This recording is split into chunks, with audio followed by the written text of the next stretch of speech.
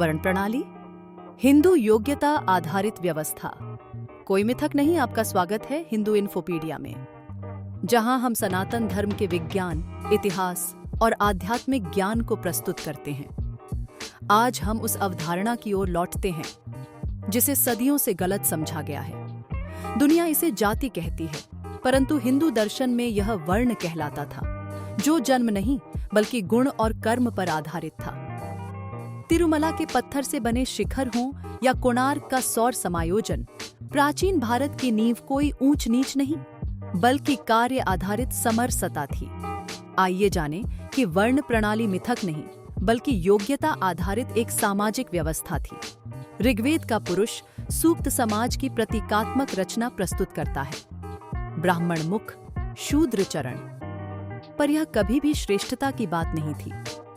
भगवद गीता 4 तरह स्पष्ट कहती है, गुण और कर्म के आधार पर वर्ण की रचना की गई है, जन्म से नहीं। यह एक गतिशील व्यवस्था थी। ब्राह्मण मार्गदर्शक थे, क्षत्रिय रक्षक, वैश्य व्यापार विकासकर्ता और शूद्र निर्माणकर्ता। हर वर्ग ने धर्म की सेवा की, न कि वर्चस्व की। गोत्र, जैसे कि भारद्वाज, कश्यप केवल ब्राह्मणों तक सीमित नहीं थे। ऋग्वेद 9:112 में बताया गया है कि व्यक्ति अपनी योग्यता के अनुसार कार्य परिवर्तित कर सकते हैं। ज्ञान की धारा मुक्त थी, ब्राह्मणों से लेकर शूद्र कारीगरों तक। गुरुकुलों में सभी वर्णों को विशेष कौशल में प्रशिक्षण मिलता था। भारत के मंदिर इस योग्यता आधारित व्यवस्था का प्रमाण हैं।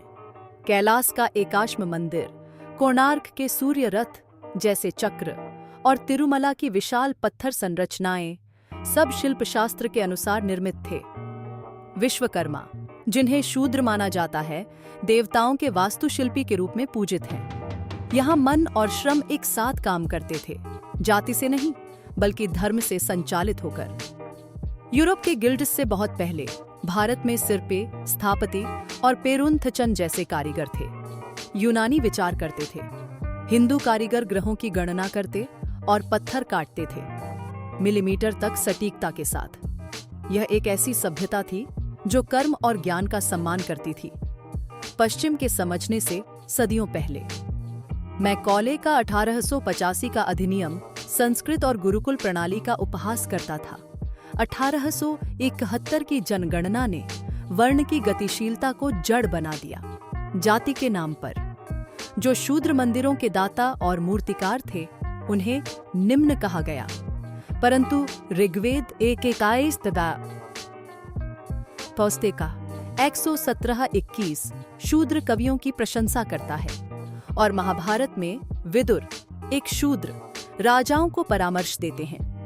यह विकृति हिंदू नहीं बल्कि औपनिवेशिक षड्यंत्र थी।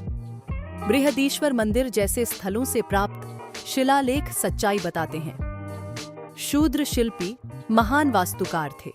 उन्होंने भूमि और स्वर्ण का दान दिया। उनके नाम पत्थरों पर अंकित हैं, अछूत नहीं बल्कि सम्मानित निर्माता के रूप में। वर्ण कर्म और योगदान पर आधारित था, न कि जातिगत बेड़ियों पर। बौद्ध और जैन परंपराओं ने वर्ण को अस्वीकार नहीं किया बल्कि आचरण के आधार पर परिभाषित किया। बुद्ध ने कहा, ब्राह्मण जन्म से नहीं आचरण से होता है। फिर भी आज धर्म परिवर्तन के बाद भी जातिगत पहचान बनी रहती है, विशेषकर आरक्षण व्यवस्था में। शायद समाधान है कि हम वर्ण की मूल भावना को पुनः अपनाएं, जहां व्यक्ति का स्थान उसके गुण और कर्तव्य से निर्धारित हो, न कि जन्म से। वर्ण व्यवस्था कोई मिथक नहीं थी, यह एक संतुलित समाज के लिए योग्यता आधारित ढांचा थी, जिसने भारत को वैज्ञानिक, आध्यात्मिक और सामाजिक दृष्टि से हजारों वर्षों तक समृद्ध बनाए रखा। आइए इस विरासत को पुनः अपनाएं, सिर्फ अतीत के गौरव के लिए नहीं बल्कि बेहतर भविष्य के निर्माण के लिए। और अधिक जानने के लिए पधारिए hinduinfopedia.org पर। यदि यह वीडियो ज्ञानवर्धक लगा हो तो कृपया लाइक करें और चैनल को सब्सक्राइब करें। आइए ज्ञान को पुनर्जीवित करें, आइए धर्म को पुनः खोजें।